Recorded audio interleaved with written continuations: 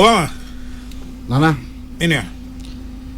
Assembly bebre na Evera Kano. Dear ma ade we hia ye pa ne se wo hwe Ghana ha de ba ko pa e ba obia che na dwen without political inclination and a color e football.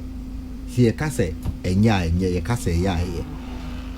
Nti se ye ka ho asem pa e wo se ye ma ye ni bre because oman ya bibia ache yomu na ade ba ko pe ene timi unite ye nyina ne de obia timi di bibia to no aka se wabon se wahwe black side ye bae unhu ba bi obia trophy de omo ka se we de one ne nya adwen kra no about se me ne o ya adwen e bi omo nya adwen da e kire se there is something that's holding us together entina e maye mu bi ye kasa no so obisa me se Ghana football wo hin sesia de metima ya ne se meye indicators because ene na megina so de ahwe ba bi ewo indicators ne o foundation de maye kase football bi o baby eno ye the biggest one for me ye local league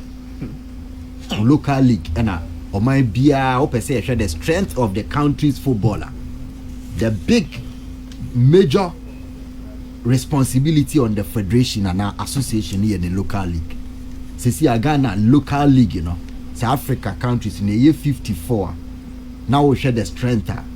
Baby Ghana down ye da form flat. Ye one of the poorest in Africa in terms of economic, in terms of competition. BBM no ye league in our form. Ye back up our ranking of local league, you know.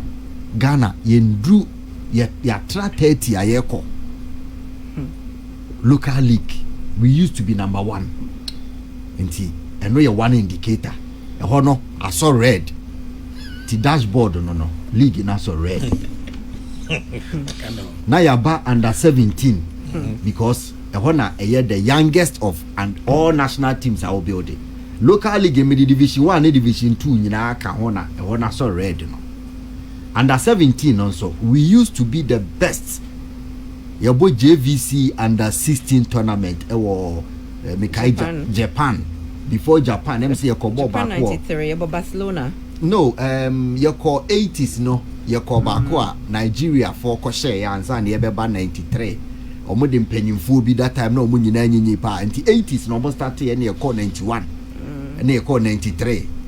Japan Ecuador enti yako Ecuador Malaysia to aswa na de ba enti under 17 de bedu 97 nyina na ye da so ye strong e wo ho ene ye de ba mu a bedu 2007 kra no na otimu se yako World Cup akodi 4th enye bad nti eno nso se we de compare na since 2017 yenko biem since 2017 yenko under 17 ni biem. Now the 2017 they call we free more. That is from 2007 no. Yako bako 2017 no. India. India. Into South Korea 2007 free obesi 2017 and we 10 years. Yako 1. And yes from 2017 basis abre yanko biem. It means in over 15 years yako under 17 1. Number ba under 20. The only African side that yawene under 20 Ghana Egypt na me wo fantastic and also free ho ba be sisa abre no under 20 no World Cup no the last one I call 2013 and ameboa 13 Turkey yeah and also free ho yanko bi 11 years now about under 23 under 23 no so 2004 e wa Athens until we share dashboard no so under 17 aso under 20 aso call black meteors no there aso dina so den 20 years driver phone ko an bit ma hwe ade aso call one dashboard 20 years on check it fuel gauge aso you say 5 na aso yo 5 and aso dina so na dia na aso ba ko edi etimede car na ko kakra ma men ko ma no so side na ma ye fair man so ye the first national team ye qualify Ghana ha national teams no Black Queens na qualify for the first time World Cup senior team senior national team ye qualify for World Cup ye Black Queens That was 99, right? 99, yeah. And you called 2003. USA, and you called 2007. China. You called Twatwaso. And also free Hobano. You called BM into free 2007 bar 17 years in here. You call World Cup. African Cup on so now Nigeria and the Bosso. Yeah, Bobo could do final na a lot of for Nasha. Your last final, year 2 for Nigeria. No, yes. After that, AFCON no. Yes, young say qualification for women's AFCON no. Amai na yani omo pre no. Ghana na the best. Nigeria na yani omo pre. Until the best two. Na sabra na Ghana Black Queens ejina ne na so no. Na Arab for no. Maya finti no omo mobo. Because no omo person be yi Maya fear free omo tinti no omo de omo start ball kra. Say ye ball omo national team no. And then Morocco abe yi free. Egypt year frame, Algeria year frame. South Africa default. South Africa Zambia qualifying pool. Sao my ni nyina be ye. Enti sa okay kan nyina boma. Black Queens ne so asoko. And I call a man under 17 ho a eno no qualifies na ebo no Africa no. Bebre ani omo bo mumbo bi da. Nti ande ye bo ani qualify. Yakọ World Cup na to aso 8. Yeah. Ni nyina group stage ni frame.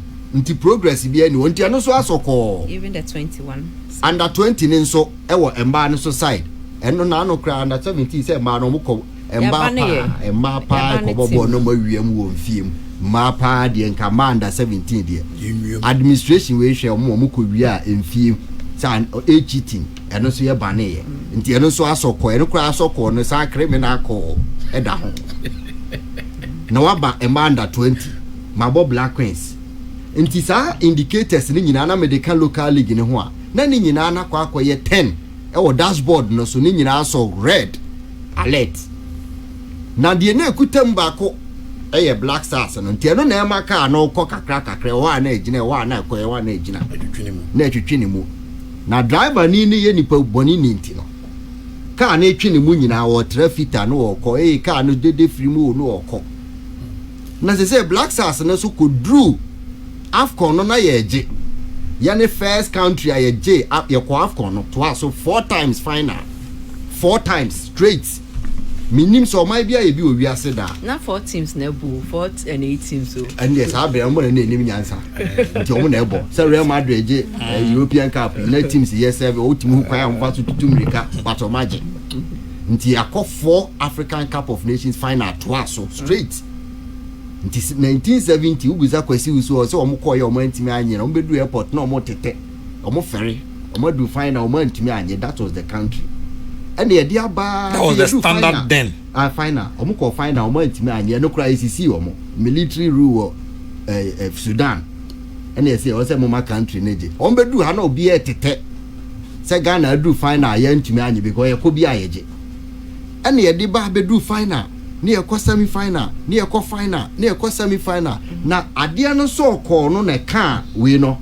because ho na so ko no wo ya nyina so baakum ana be ka ne kon 2014 ho and start say afide ka no e jeki ntu hwa na yakọ AFCON 2015 final yakọ 2017 quarter final yakọ 2019 round of 16 yakọ 2021 group stage Yako 2024 group stage 2022 World Cup group stage ntina ade no atwa curve ama ko no overheat asaka no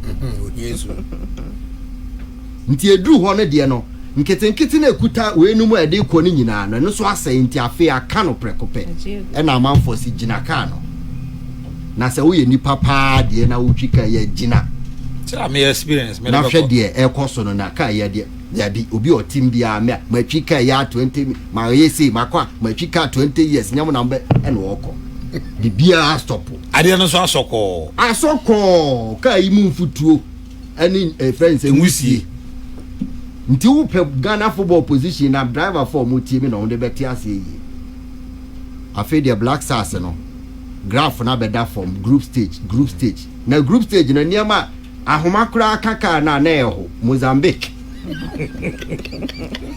Comoros ka inframa boa na ka nitu afede ba bia ka na dru no e fa dadoa sumpo a na chese apa dadoa kura de se so nti me chira eniama e ka Black Star na e to for me no kwa na ekuta national football no afa de bibia me so wotena wo finger kra wo ka no ma na ka no kofom Mozambique, Comoros, Madagascar, Libya, Sudan.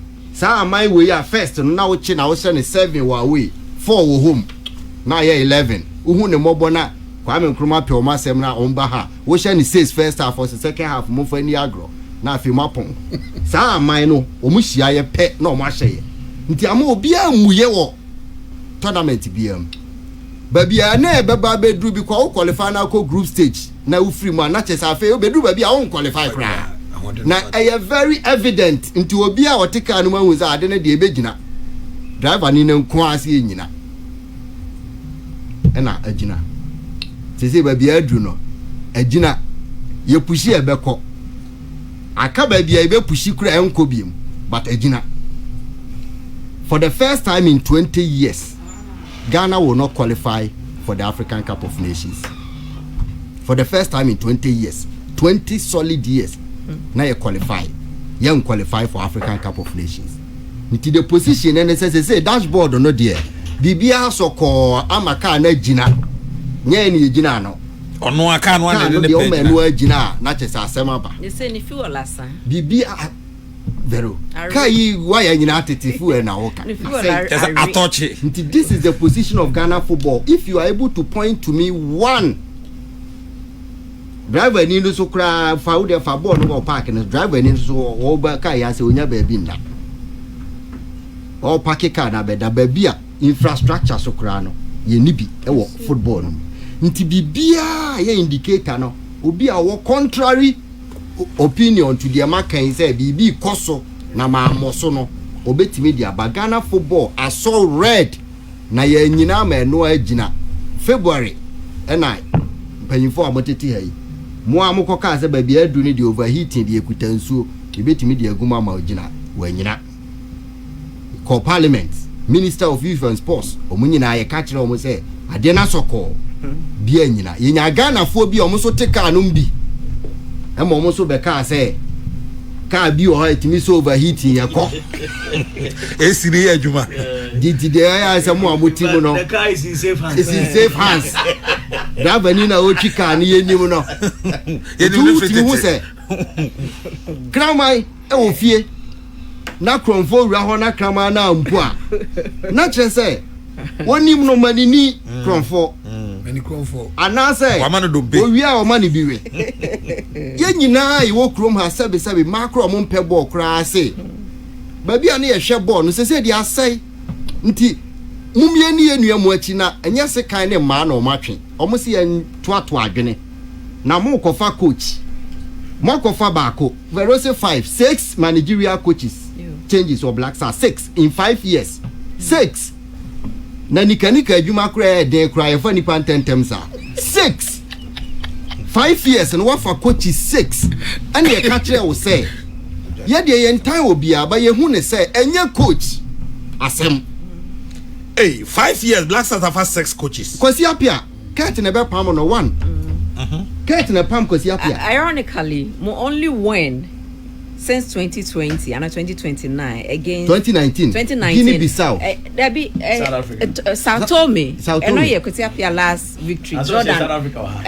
Koshomo and no last victory Oceano in AFCON context and so the last victory ayenya AFCON no AFCON tournament Guinea-Bissau Kwasi Appiah ono a on yes mo last victory or AFCON the last away victory ni nyina ye coach we Kwasi Appiah Keto kreku ba e no na be yi ni free ho because na issues wo ha me pese me kan wo ha ba mo ka say wa bon pa because on free player bi a we are affiliated to Dreams FC okay and omu yi ni free ho and this is me obi na e ka dan wo ha fast checker omu nyina wo ha Benjamin Tete and omu yi Kwasi free ho na omu kofa Milovan Rival can buy no CK I'm the CK buy and CK there or your system no more coach Dreams he understands the philosophy on say ya uncle school nti brofo a omodi BT ano no and omo kan ya na say din you know obey also so bobo agro football also bobo agro football say obedi agro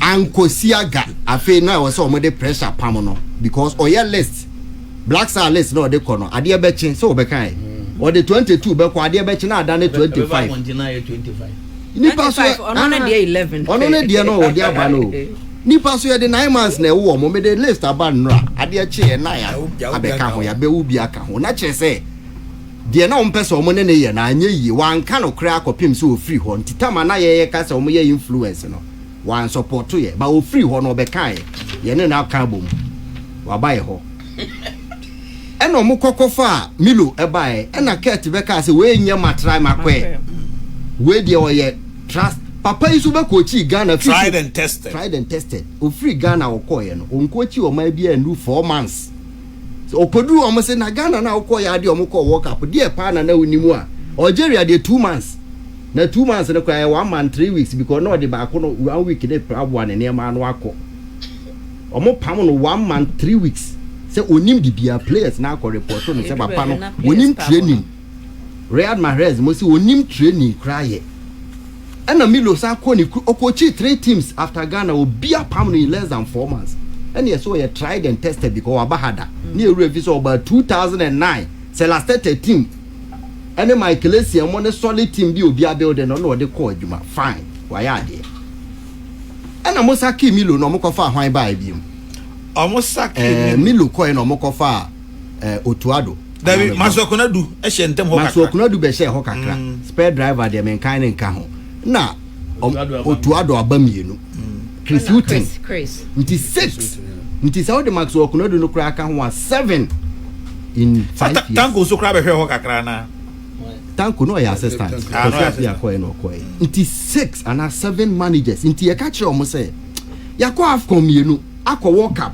ni nyina ya free mu o group stage ebi nto yeda this is unprecedented now my bia nka mu nyina mba resign bagana na resignation ka into the mon posu coaching section no na yanko ya inquisition deeper when obi busa o say ade na nya coach ntimo mienye deeper introspection say de na ekoso ayentumi mobo ni ya obi a hye yesa say duro kra na obi ato ya yempa na chawansa na coach na betia so papa na ode ekofa Milo bae Mark Ado Black Stars chairman na ono o manage team bia o Ghana hada ntumi fa team nhye ne sa de say Black Star ono ano mo sa akofa ne say onsign kofa coach Milo okofa Milo bae Chris Hilton and he no na de ko World Cup nti from Cameroon from World Cup sa papa na no mo sign di na chi bie ma ne kofa e friend say Otuado e bae and was idea called AFCON into 2 African Cup of Nations and 1 World Cup.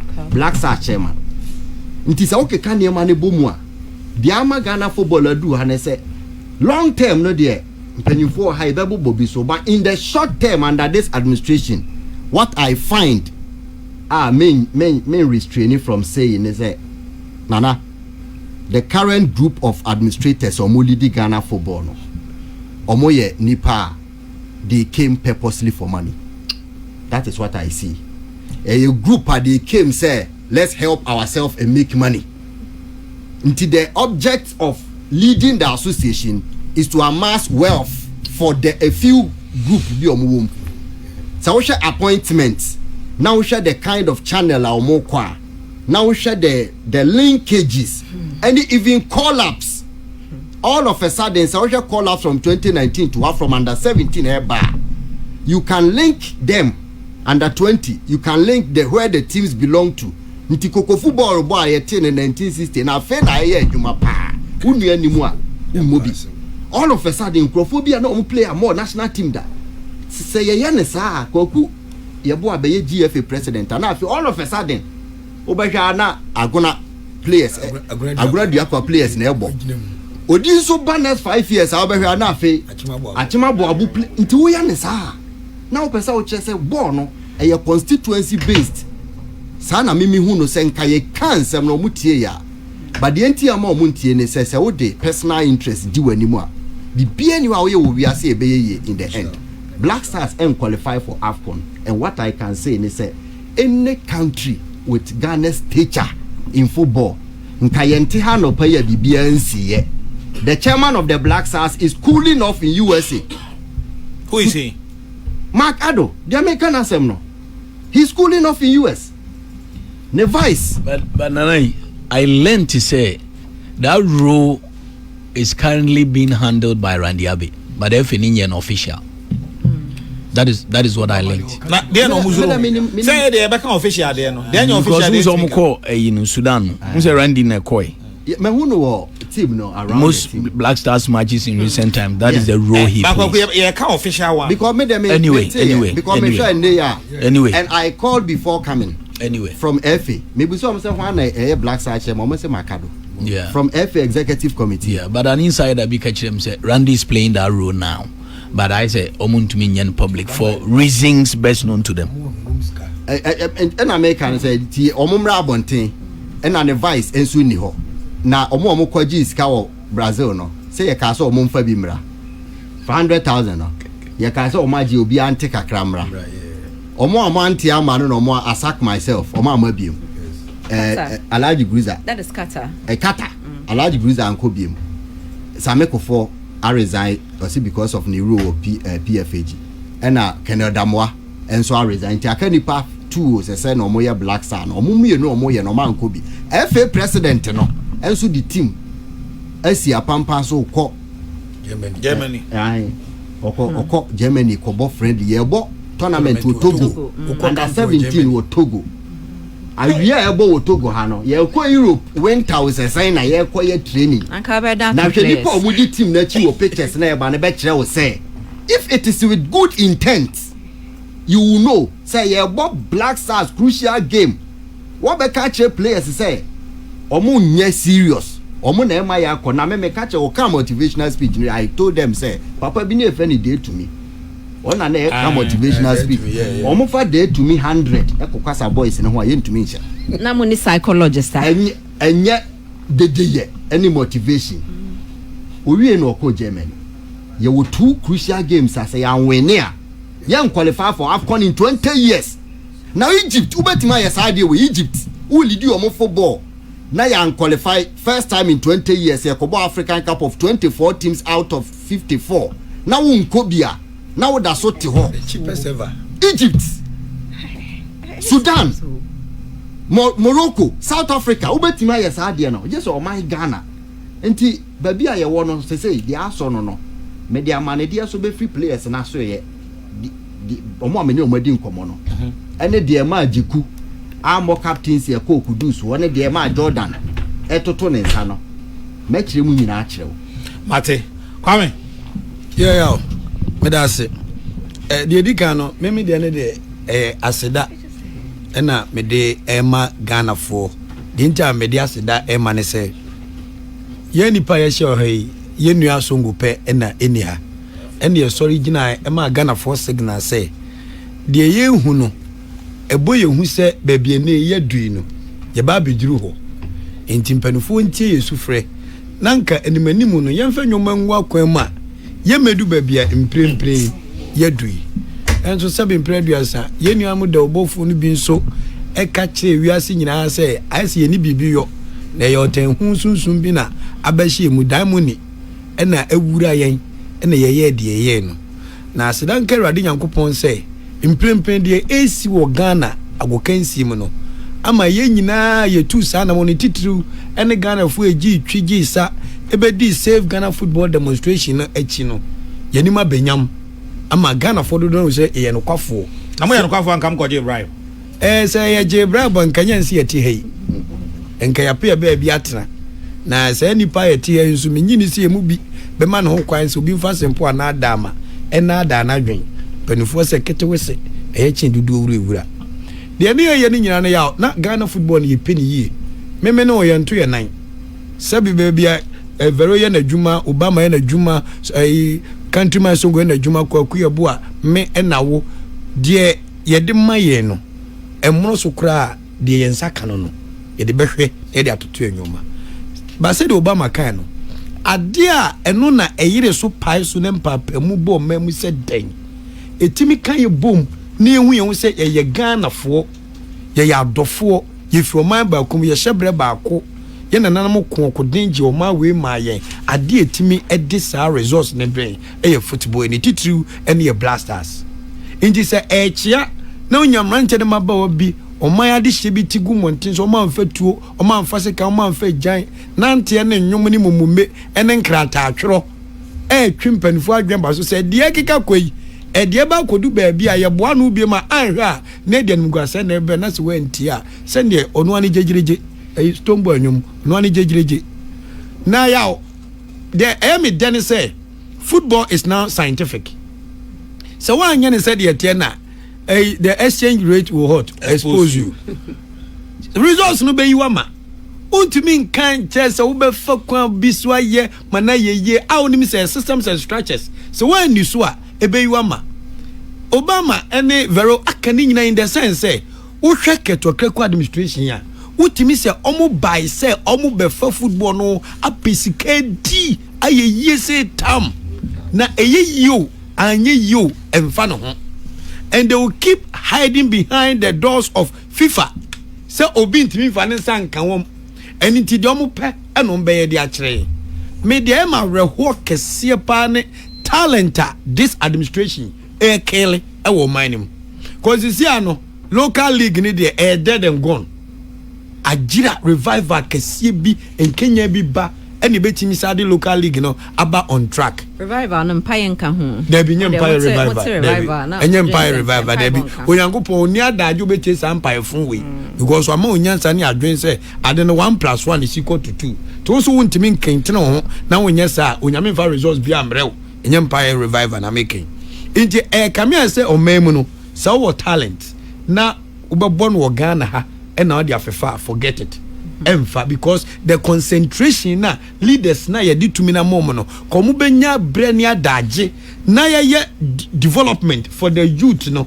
eni hobiem na de here tiny say oma ye ditumi a show monsa so mo hwenya santutu no they careless na we ye wadwen say obetwom adwan baso so they see you as an enemy intino mo say de what to tankuwam na wo life kwan so yakoto owuo ni nkwam one way your life be free onsa na yentna omem enya kandifo emommo omaya brose anopa minu Kwaku Yeboah busa adwoja free asem bi ma mani ji say football mose ma matiti mu no mo na mo manage mo na mo yi empanifo ededa agora no man pani amayi na magana no ne rekoso awode man nyina kire se man ne fa ni bedi ko wo di akọ or sagro no into more the opportunity to change him if you want the betterment of the game.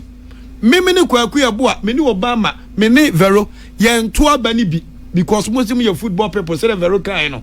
Mona we elected at the man say when I football so my money to say their brand ye Koko football ball no anima yam paso o gu agrono but to even come out to say the owura yi ye no kra no e ho akwa ye den intima mu ye decision making body no someone to mean take a very good decision for the betterment of the game amo mind Ghana na sabi in previous amesram kan odo amu ma Ghana no ewe odo no wo he oka ye fa on to management committee so oka ye tu kwan a ye fa won ka team ne ho nko we no more dream is selfishness. More and Obama can pain says selfishness, which is more than the word true. A bro I no creso. In Tenipa, a boy a bro bakupa managers of our clubs. Omamati timina. Say we could draw for. Now we know be our badaye. No one am share more maya. Say anabe on your matroka say.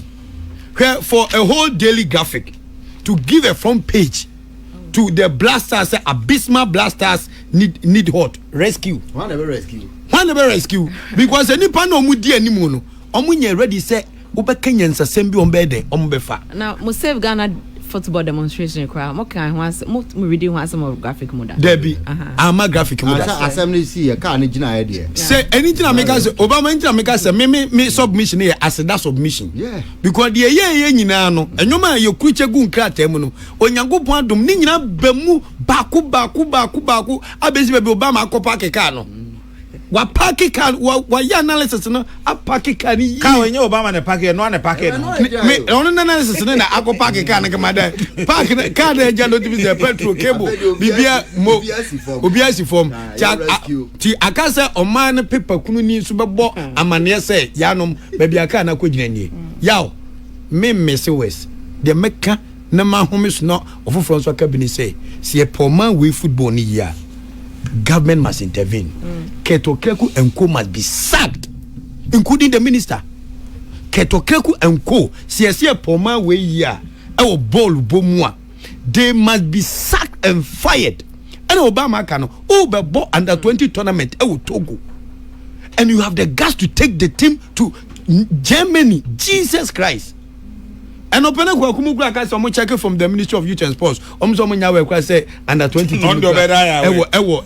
Germany. And Mustafa, no better way. Nana, it may be a mine ball no. Ya bebo tournament to Togo. I won Ghana. Guys, if I car Eko Togo Kotonyo Mabetonwa. Now what Tam Ghana's card ya fair pre. Akobo friendly match our Germany. Koton Kodi. Kotona Kodi. Koton players ni biya Kodi say tam. And when I mean say FA president me technical bench. What the technical bench? Oh him mediani. Munyini mame mediani. Where the uncle Abahame. I want one warrior. I'm telling you. No, yes. Mediana GFA president to your Obama your 2 crucial matches. Say you win some matches here. You don't qualify for AFCON. Why any video not so hot that? Na video no indicators say when beba.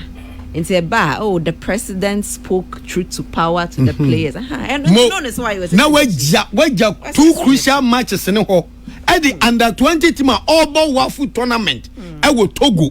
I do Germany. Nana, remember, come Miss Azam.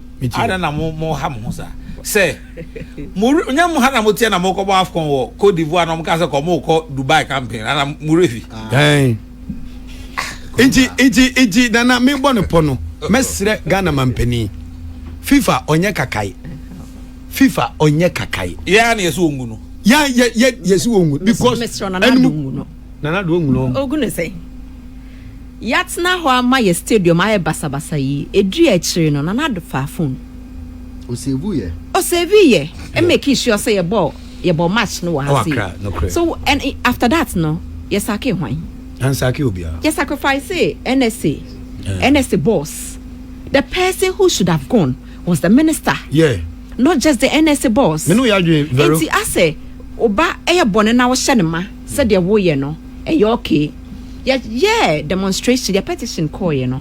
The next State of the Nations address na ye match. President ka say or your football policy. Na encho beda na di aka 2 months na president eye out of office. Da ben no dey ba.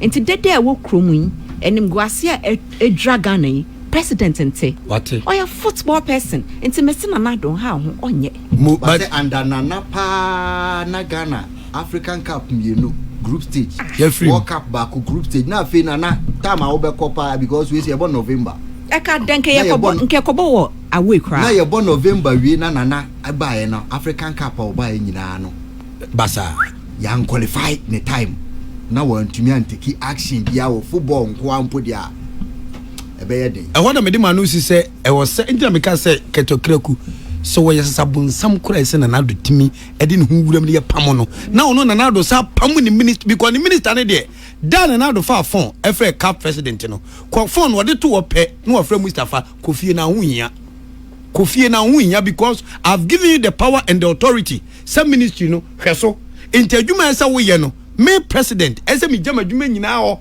esa be wa dwuma ma de a mi nim de enti ese nka wotena ho manuasi Kwaku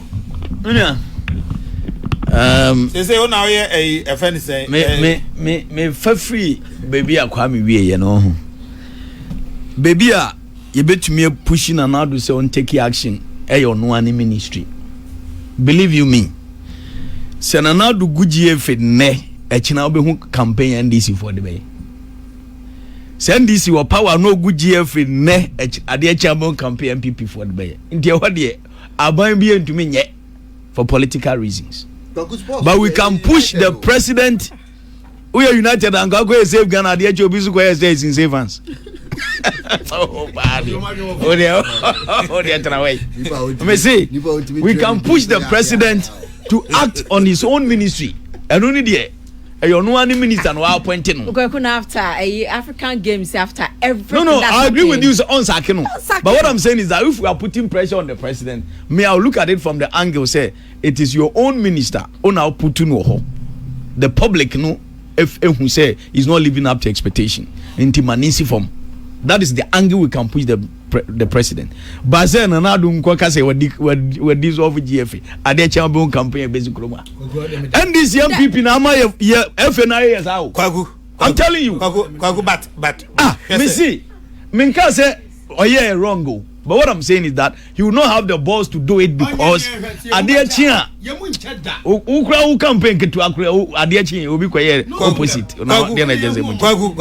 Kwaku President akabusumi mi no wi wadwuma ye bibi faja odin ho masa ye fi Brazil 2014 ba enum gase be ya antem asem across the globe o man pani bia ni Ghana ha be it NDCO MPP obenya boss so ogu GFA don't forget it ye fi Brazil ban se me yan kan foma en go tin jama commission anya white paper one e dey ne see Missy Omampeni bie no obenya kokodosi Nigeria money ya Professor Mills at best osma ngofo call FIFA so munko say if there's a way we can form a public committee the sort of democracy you practice wo kroma no ehun efa na yenya no Kwaku 1 minute Kwaku me kama Kwaku obone ni demati ase say the current happenings in Ghana say president nya kukuduro a good GFA ya obenya the total support of the good people of Ghana. I'm telling you. Okay. Kwaku obenya sa MPP ni ndis na emma football me say enya ni gusa wa guru no.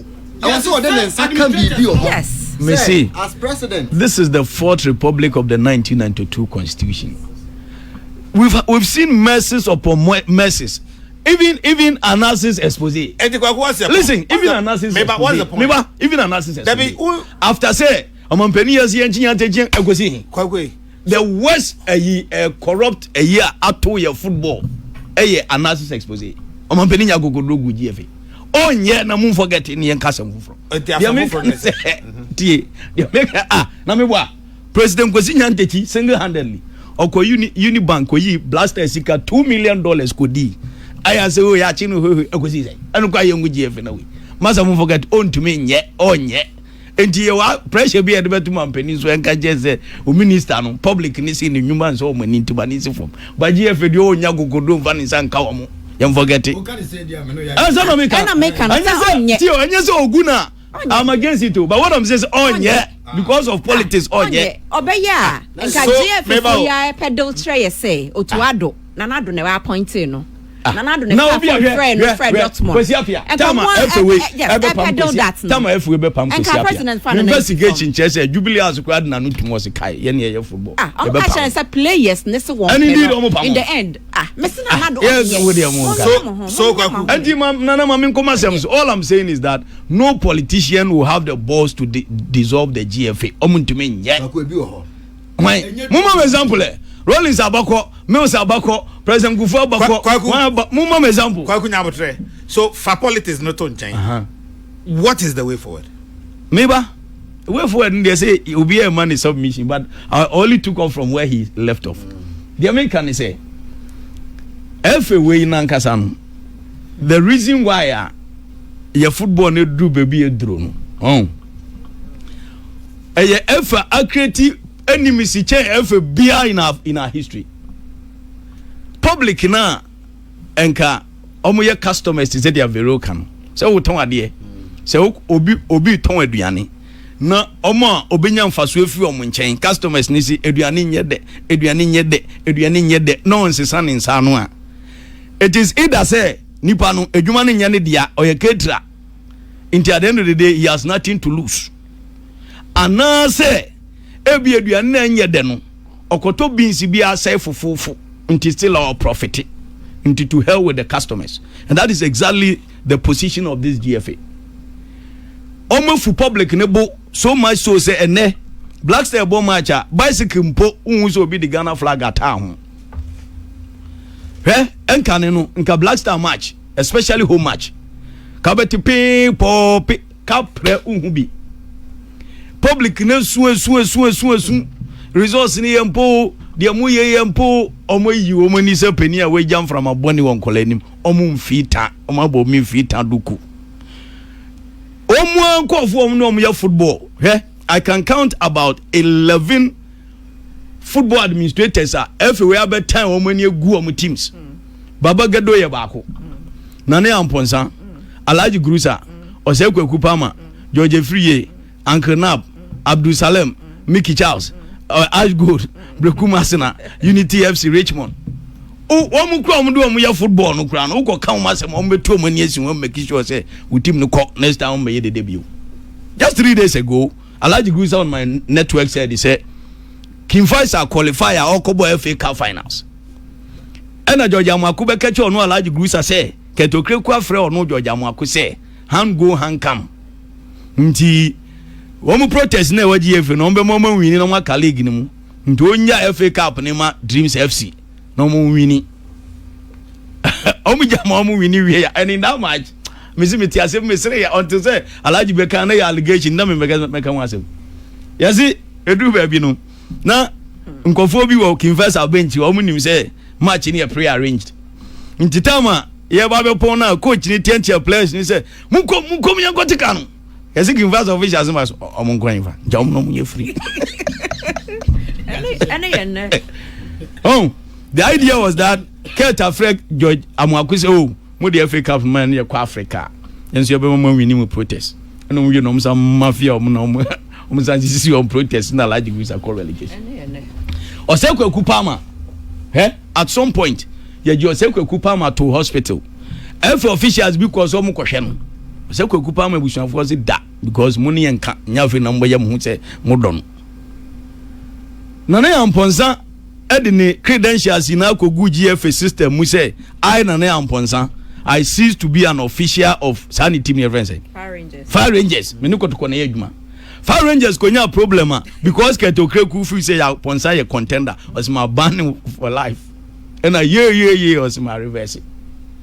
On one ka sanko from one wa create enemy wa public. Ema manfo mpen national team diante ono anu nkofo no mo ye ball no susu a wo ye fin obe mafia wo nsanchofo kura de ebobuwe efe we ni efa omutumi bu nsanchofo a not even one line of a statement say bia o de si ye ne ntachire nti ye dissociate ye ho free ho ye ko bu Ghana ni nsancho ni wa America besin de GFA issue one line so it's unfortunate na omo way bodyguard anko attack coach. Ya kasi Jerome Watchere miami nua Jerome Watchere there two me was Star Times e bi to no me ko tena Star Times so ena mko ka se me ni na ya mponsa nka kotoko ko park me yesa azuma me de me referee ni bibia beko because wo ya mponsa obi enim se wo ne ket mo ye contenders mo pre afa hu ya kasi show na anio me ya na call free ket camp to the owner of the station say me mpacha wona me retract na me say me mpacha wo say begum ni ba one name say we obi was Star Times Ghana League course na park nenye and I'm saying no we should not be showing matches at this level in football. The pitch is very horrible and I'm call off me nim the AC kasa bi I feel I'm call off I'm yi free so I'm say what is going on but 3 minutes I'm buy and I'm say those words no yes say pani dia friend I'm say pani no you see her be able and your TV no am peso atra pitch ni horrible na me ka wo say pani dia friend say you use word me na me create here one more mun twa dictionary na nsa na ma ba me ma ha biem okay mo gagging central e was Start Time league FA nipa omura ni FA no about 80% yes central for the most intolerant FA in the history of this country.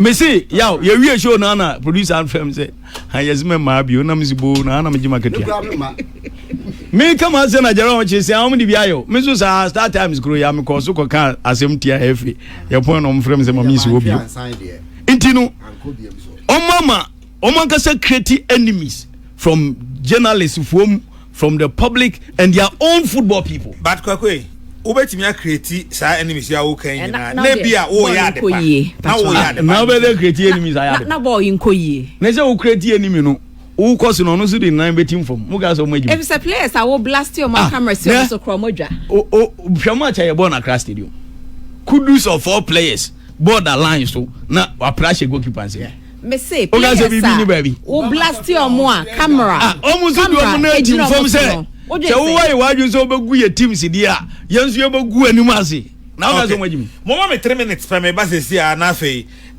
Obama say or be players na camp on fa no no mame ansana ya to aso kokroko no aso egusu a wutie peace 104.3 Miami New Penny Honorable Emmanuel J. Anshre or say Sudan should have beaten Ghana in the first leg at Accra Sports Stadium. We say Mayeli yeka musimuntie there be na mu behunu. Okay. Ene production team no ene Ghana chitafo ni bi akasa ewo Central Region, Western North and Accra. Mama me 3 minutes pe na yentie di amanfo ni bi aka na fi wi a memra mabedwafo so kokroko no asugusa utie. No mo body basisi ade team no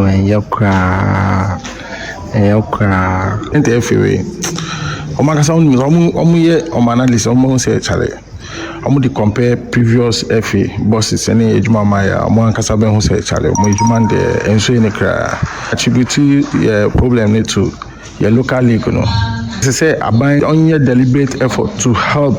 How can Ghana defend this? Straight goes here, Michelle. It's who they want break. I want to move ball into line. So the blasters were more than Okobon Honentin Amanko for Cadet.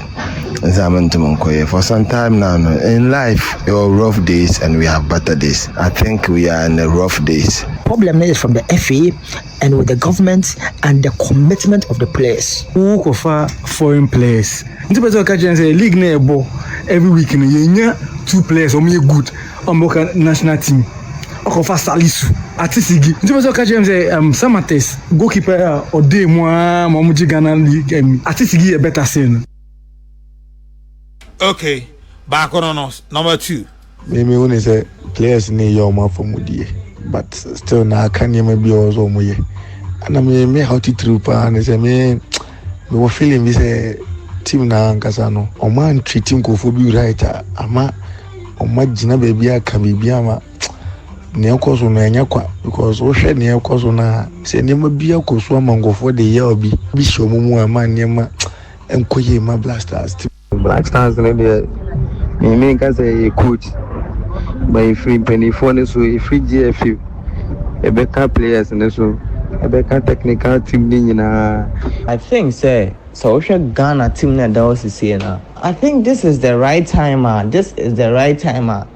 I was saying take a bold step. No, we am pam GFA for because they are not yielding any results for the Ghana team and the Ghana as a nation. Black Stars ne dey I say. Omo am say nkombe boa. Lanka de na koyi no. Michael Money, Stephen Appiah Money, Sulu Mutali, coach football. Ne do buy. Last one.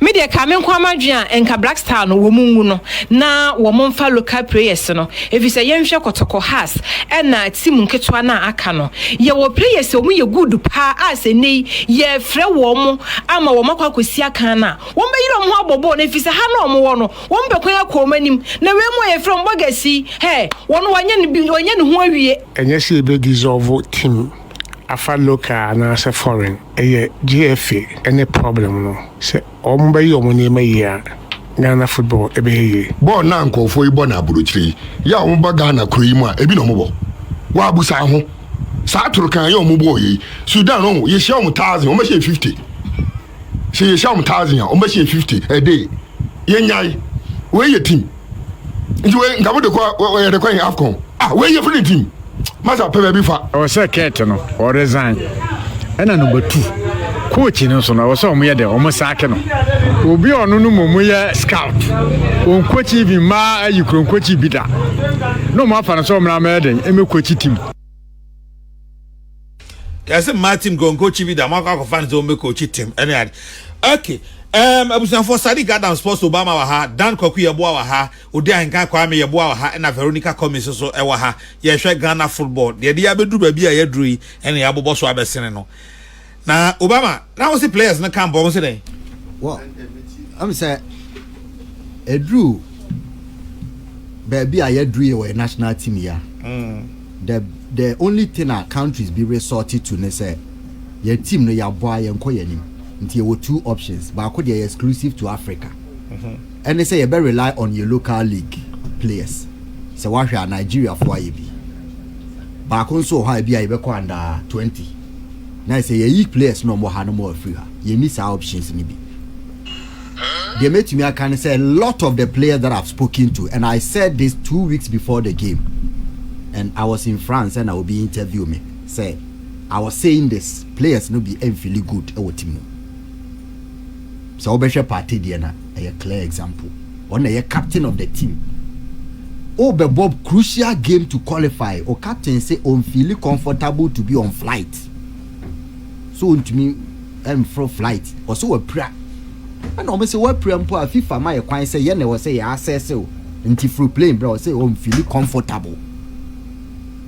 I was say chill BB say there is some discontent.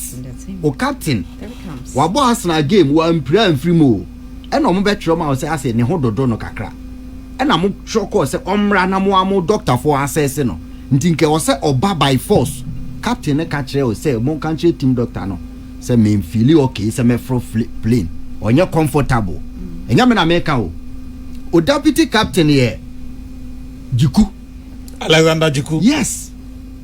O deputy captain Jiku no obo Thursday ntinke also obedu ha Friday na ke prepare o ka kire coach Otuado say owo game Saturday no oni game break no oni game captain no ene the deputy ye wo crucial game to qualify for an AFCON ya sha ye qualify player o deputy captain so ma main captain I say onye okay so obefru player aba wo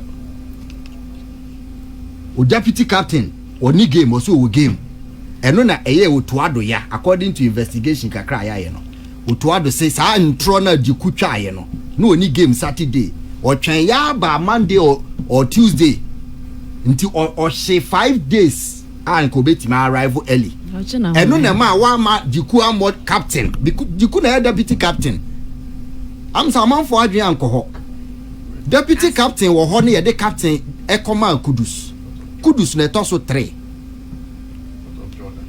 Jordan Ayew abufuo ni nyina ne say Otuado e kwa kofa Kudus captain no wanka kire no he's the senior most player in the team ya kwa Mali no na Otuado wo akwanya say obe drop Jordan o kire mu kire no de nti obe ma na ball from bench Jordan ba mu no be share goal e ma yen e share win e wo Mali but oje captain no a free party ene Jiku ho no na Jordan ye the senior most player with team munumu anko beka say oh ene e wasa wo ball captain even today he's the most senior e wo team num wa mo Jordan amane Black Star Management Committee for no mo wa America edi holiday nti omo so wa mo amane captaincy enye coach nko decision no but even me sure say particular beto Jordan with team na number beto Jordan are you there so he shouldn't even be say deputy coach deputy captain and na the man in actual fact he should have been the captain he should have been the for their own hierarchy arrangement in my mind but don't person say or build new team and to Kudus and ye obia or a face of the team to the captain but it was so fast structure no captain or could deal with ministers or could deal with management nti was so catch mpanyimfo no mo team no no eba internet so but when me I mean blame Otuado it's because say onim the captaincy po aye ama Ghana in the past a former Black Star player he doesn't understand it a former Black Star player because he's always played in Germany a drew baby no be can team no sad disconnect when you na very important but o de ni na chikura so but around the time Otuado was playing for the Black Stars at least we knew say Stephen Appiah Baba Amando Kumasi session no Appiah na stamping authority at that time Otuado was part of the team so you can't claim so you're innocent about or you're naive about what took place around that he won't even understand the Abedi Tony Ado no the no crowd they say what me even Stephen Appiah era me kai say Ghana South Africa time you share South Africa is it 3-1 as a 3-0 yeah return leg no it was in FMB hotel ho obeba no na Kumasi boys na esi omo pono baba amando mu esi omo pono na Steven Nusu nkofo esi omo pono clearly you could see say there was a demarcation now around that time Otuado was part of the team I'm saying he naive about captaincy issue. He does not understand like you and I will. Per the manifestation there. Obia onim exactly what is happening. Per the one manifesting there. Or you naive and I remember how I want to make the basi. Nana players and say there is no show of management, professional management, and this is generally those I speak to. Me before Mozambique game no. There was a player who was telling me said, "Yeah, omu campo. Somebody we need game they can see." Okay. I'm telling you, say only players need to come up beyond footballer. If they will win a game, almost the omu camp hono. It doesn't feel that as a bimukre packet. Yane Mozambique bebo AFCON, and I said this before the game. So the branch and kabeka chese masa yen pese be free mo. As a bimo packet. A bimo some person omo kofie. Omo person omo kofie. Ya more Mozambique they know, but a bimukra ya omo flight arrangements. They didn't feel belong. They didn't. I say team no management ankasa no. They can see say bimo PBB as a sikanti ne wa attention in ho because they know how they have been managed our more clubs. As a whole club wo ko na mpaboa cry de kakra bi no obi Russia ba. Are you okay, Kudus? Are you okay? Do you need a physio? Do you need this? Psychologist ye ni bi ye de ejama. Into ono one you're a psychologist. Emma obi enko chire no kwan ye betimi adana Kudus wa ye din. We have a psychologist. We have a psychologist. Oh, a psychologist. That's the president of the FA. Yeah. What are you who is able to remind Kudus said before you were born, not Black Stars or he's a psychologist. Omo say papa father son relationship no mo ye. No. Players they've gone to Europe. They've seen how they can be triggered. Omo adwetimi triggered. All of a sudden they were down no about omo nim intuition ni panel de omato management and so it is because they are executive committee but they don't know anything about how to influence a player before a game. Ntimrantiano they said it before the AFCON and they are saying say before the Sudan game I said those I've spoken to I don't feel okay and I told somebody very influential in this government or pebble pa we are no afraid me catch and say wo akonya bia obetimi minister akasa players too omo person beba.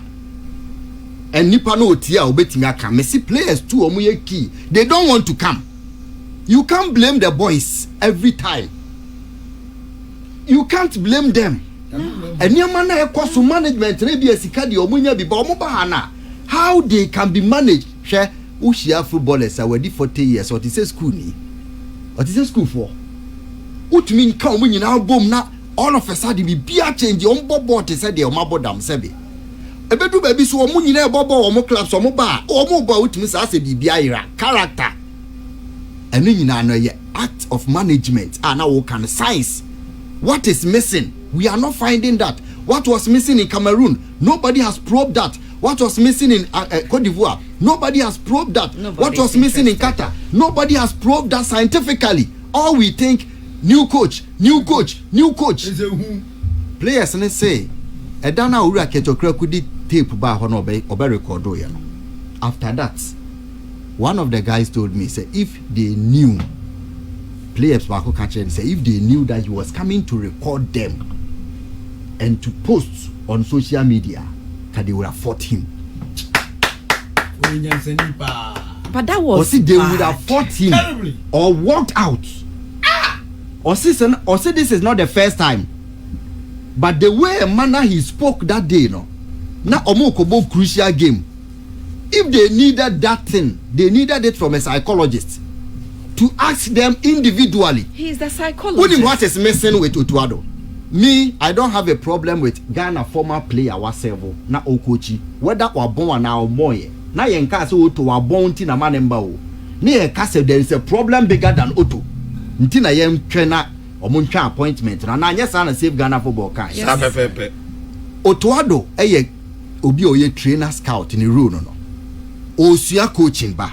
Nti me hu ni se bi ebetima man a time Ayew Kwasi of Ghana bi. Me problem ne se Otuado nya manager. Germany for himself management of big players no onru ho. Enti nka wakwa fa ne technical team no. Na was see nya nipa omo experience. say be a technical director be a onim bom Oti Ahenkan bi obi obetimi aka se minim Ghana football history culture na me support otum rante mi hu omo nante akura metimi hu say something is wrong. Obi obetimi aka no kura kire otum na mu si Ghana football egu na John Pentis enwu ya o mbese e management John Pentis appointment ne de no kura ni nyame anim ne ex players na omo ne omo wo hore nyina dey know why ye the John Pentis oba say almost spite the demonstrators any ex players be omo kasa o platform ne so no or hobby nso wa ye na dwuma ye ne ya reward no enti John Pensil there a month before the appointment as Black Stars assistant or your interview no mubisa and say former players bebre coachi adana also media affair na master ti o minyanru Black Star you will seniors bebre me hwa ma ho ode a minyanru empen for so edu me person ka me ko under 17 empen for so edu yeah, demonstration ni wie ya obeka say ohun anything wrong. Obegina UTV can qualify with UEFA Pro Lances and adjona no. Some no kind na UEFA issue no statement of qualification.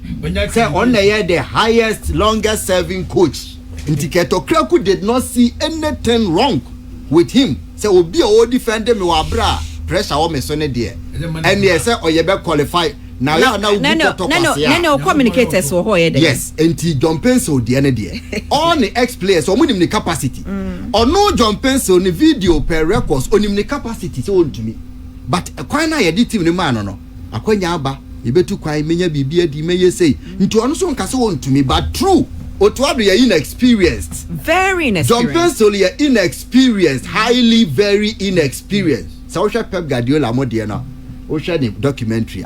Nkofo mo hyehyehye Jose Mourinho Ayew Karanka mpanyimfo mo nimbo mo pa o masua no na o mo hye o machi na now dey o follow foreign football o hye Pep o mo gina na che o tim say this man o mo ideas no dey adwuma o hye Ayew Karanka senior players na United coach Kwaku Van Nistelrooy to Hobby yes obi o work culture of the team our experienced yeah dey no to do obra na o ya appointment behave yourself Vero, behave yourself. Or per captains here. Sorry.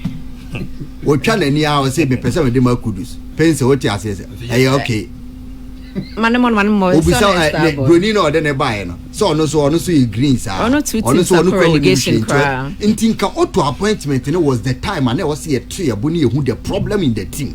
Inti players number Black Sano. Mamusa man for di o matem.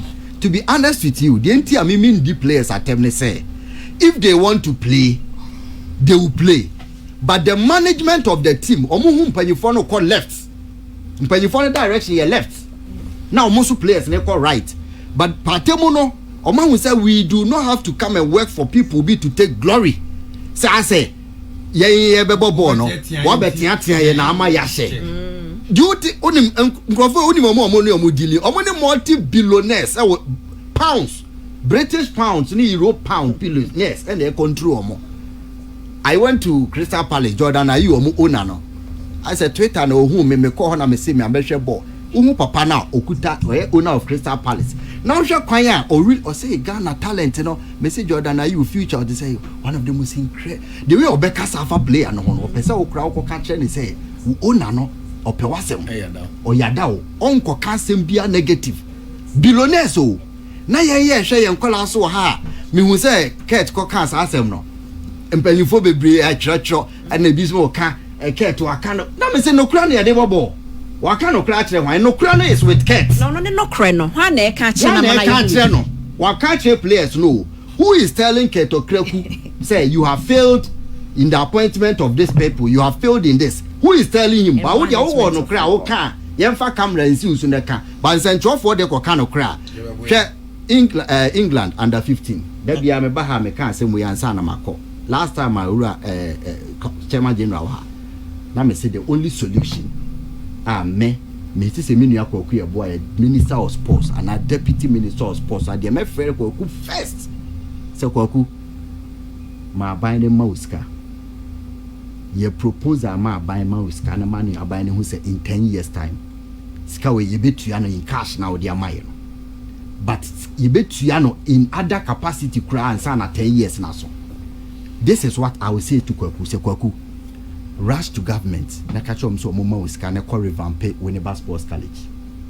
na revamp pram na pe 40 rooms each 40 rooms a obi abedam 2 football nko na meka yo na Kwaku ko ma coaches a ekomo nne omo pe Derek Boateng mo ye adwuma pe lai kense mo ne say lai mon ko pe players 100 a omo ye 14 years ewo JSS emreme na one we ne ba for schools e ho ni nkomo na ka kire Minister of Education say wo pe free education ama Ghana scholarship nkwara omo bo JSS say nkwara we omo JSS ye ma omo scholarship SS so free SHS nti ye de omo ba 14 years omo be ko JSS or we ne ba schools omo bi pram schools so ho ya fa nkwala 100 omo free ha ya fa coaches a omo ndimde otua kenten we head ya fa ba ko so de na ko pram you could always train your coaches Kwaku me advice amedema o se ni ebia enyi do ne but e be bo odi nti se ben kofi una san kura 14 years na my coaches be 55 enko ba bia na omo nsanya teachers omo so charge o curriculum school na ye free na omo ye no na fa nkura no ko ne omo ma me nkodi nkomo se Ghana aban be hwe nkola we so mutimi bo mo ho modern in the next 1 year ko wa modern e be yina ba fie bo modern a waka 20 years and 18 na obo England national team a omo bo from 14 years into one omo bo 4 years e ho na e build culture English culture ne ho na e build no ye dua no ho obo 4 years some more DNA say where you so DNA na ba bia pata dri na wo culture ni DNA obi a wono di apesi wi dompe na afa na wo culture say do Ghana na akora na wakofa no free wa abeto wineba a wahwe na manako JSS ne SS no nya na wokoche no patriotism ne ma bebeka che say abai na ahwe wo bo na wo bo no bre ho ase na tena ho na wa mfa ka ma that is natural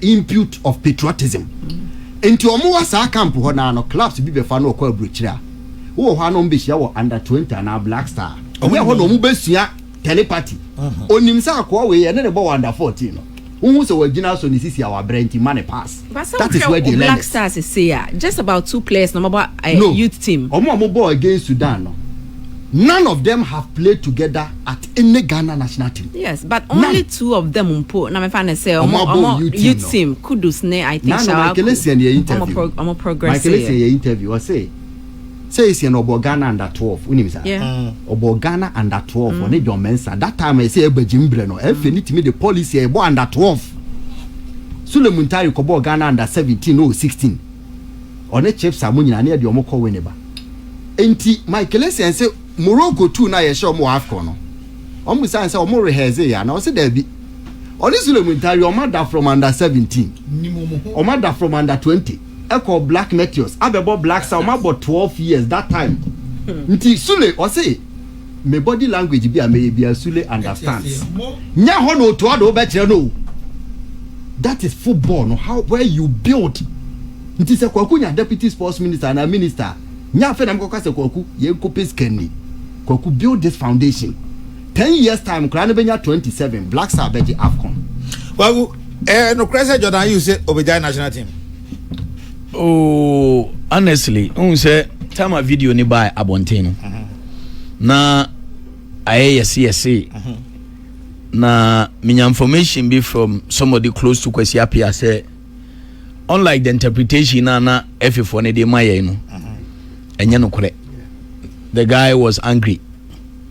Na one of his points in say Oban omo kachire ni say obe captain game no omo de captain ni makudus no omo anka hwe ankere no before realizing na ebo kudus onu nso nim say over the years my catch Ghana for say mo captaincy no mo de ma based on hierarchy nti first of all and in the absence of his brother mo sisi no na mo de san no wakomo obi o anka hwe na mo sa assure ni say match we mo captain because captain say on to me full playing ba me ya assess no na obeti nani no na obobi in fact in the course of the game no according to information somebody close to Kwasi Appiah was rather asked to go and speak to him because now we got yeah as what oh say they know the relationship between Kwasi very exactly opponent coach? Who asked Kwasi Appiah to go and speak to Jordan? Somebody within the Ghana team. Kwasi Appiah no most careful nyina di no. O say on na ma Jordan debut a Black Stars game. And omunim the relationship and omuntem. And to the edin a yenim say adwuma na oye Ghana ni. Kwasi exactly. Kwasi in his primary school days from Bono, Watu God bless our homeland Ghana, and God bless our homeland Sudan. You want to go here? Theatre there, the now no near Megazazenya Bonnie. And the person I spoke to is very close to Kwasi Appiah. Intino, sa video nearby and one interpretation are no effort for the man and yes, sanity. And the Black Star issues, no, nana. Said the Obama kind. The problem goes beyond the Black Star. Ghana football in totality. Our league, our under 17, unfortunately, and I'll keep saying this, the sort of democracy I practice wouldn't permit any political party to have the balls to take bold decisions. What's the worst thing that will happen? No, you know what? No, if a president decides to take that decision. You don't get me. I'm not saying send this year buying enya kukodro say we go FA based on misgivings. I will not be happy. And I say meba and I say MPP obenya kukodro I will not be happy. But I'm talking based on precedents. Okay, listen. Yes, you go on Nilante Vanderpoy, Minister of Fighting CNT Black Star bonus so. The next Black Star game, Nilante Yade Yebona Basu. The next Black Star game was in Kumasi. Otina Nino. Na FM Benufo ko dwantoa wo baby ma dwantoa fo na frɛ President Mahama am ya san raise ono afrɛ se tekwe am ya san bonus no ko 10,000 ono sports minister onim ho hwe. What I'm telling you is that the sort of politics we have practiced in this country wouldn't permit the year. Right, mami take Odi so Kwame. But before Kwame, this is where I disagree with Kwaku. Leaders are not made to take pleasant decisions. Exactly. And yet they be more assume or the leader. Mr. What's the worst that will happen? I'm curious. I agree with all of you. But the interest of all of us in Ghana football. But based on precedents, that's all I'm saying. Yeah, I'm pa. Yeah, Kwaku, I'm on 14 you. May catch you say in this crisis, Opa ma 2 million crowd men penny for no and take a decision against the GFA.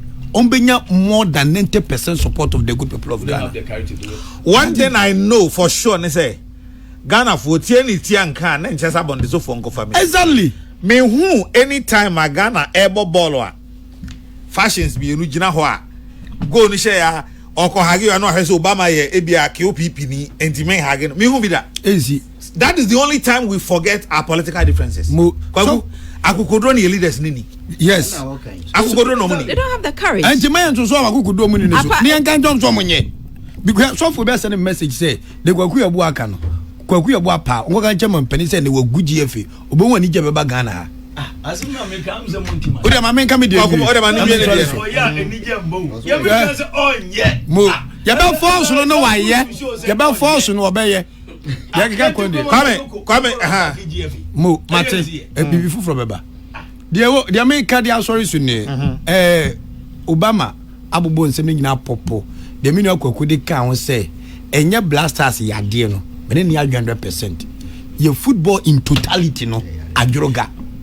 Na yetira anye yi kululufo ene di game nanim connection man senya connection man ya enka GFA president enhwe two crucial matches anima e dey call the biggest tournament in Africa, football tournament in Africa. Say what the under 20 bebo wafu nwanfu kobo friendly match eja team ni wa ha koton di nti e best slam penifo say Koka Ghana ye den otade anebo den adem ye wura fisa nwoma ni nyinara football adem ma eja da fiem pa asumdwe ba football tisi ya hweye ni eja keto kreku wi man wo mu ade onfo obi anya hwe wontia obi afuto na anu ya save Ghana football omufen ya koi hwani dimi no de kwatrampa de fuedim hwani poster o de koi asema around the abemu and nomuye management members manage Ghana football kire save Ghana football committee na parliament no almost say 100,000 medi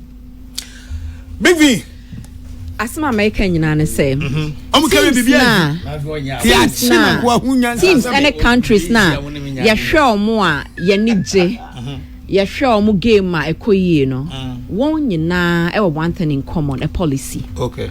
Policy a training coaches, attitude coaches. How to progress coaches. Policy a omo say we say you started football, it was school level and at this level, way better ha. Policy a share short term, medium term and long term dear country never say or achieve.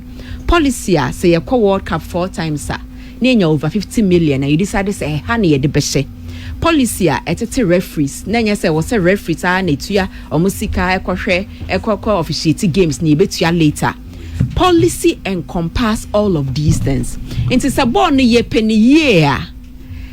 Group B I friend save Ghana football beka in February. And it is still true. What we need as a nation is to have a policy. Some policy never guide you step by step. Some policy never ensure say nay NPP ni wana NDC wa hwa. It won't matter. Say be a manifesto. Me pese me can way and as me pese me ye way. You want one policy. And the better the kind of progress we will make as a nation. And yes, adia ye di etiba pim. Ama yakasa mo ye num tesio nyina asa. Martin Mpesa odi e besa. Enti ma Kwaku what is yemfancy ya? Kwaku. Mikro mi hini asa ni message bi. Nana ko jamu akwa. Nana Duncan. Nana ko jamu akwa. Na o say good morning. I want the GFA sacked and Ghana banned by FIFA. But I also agree with you from the political angle you have mentioned about Nanado. Good morning to your colleagues. Kwaku that tiani say nyase no wonya adwunu. Ya kan say ya transfer ho say oh onye ne yehwe no. This is a time where Ghana for can say ya nyu se betena ho na be fon san fankofo tini ho. Wontimi nya asore ho. Simple. Because leaders are not appointed to take pleasant decisions. So we a leader now see decision about take be a man for money so now only leader. I'm telling you. First day if you go introduction your jubilee story not here. Mathematical crap. Is it Nanado say Musumu chief of staff. I'm a president. Kwaku Madam Asia. Samuel Benjamin Alvis Abuaje Buama Jr. And Ayew Kwasi Emmanuela Adade and of Samuel Adade and Afi Abdullah Dasmani say my happy birthday and Afi Cheneboa also so and Wawuda Kojo Cheneboa and Wawuda also so happy birthday. The final one and Sana Masore so anope minim say messages no bebre ababa tebra mam ameyankan Mr. Kwame Frimpong public relations officer Konfanochi teaching hospital and Kwame Frimpong Samson Kwame Nyameche na meyankasa say mo happy birthday Kofi Kubelson is happiness e friend na ya keso with me from the cardinal makra mu nyina Cho boy you can't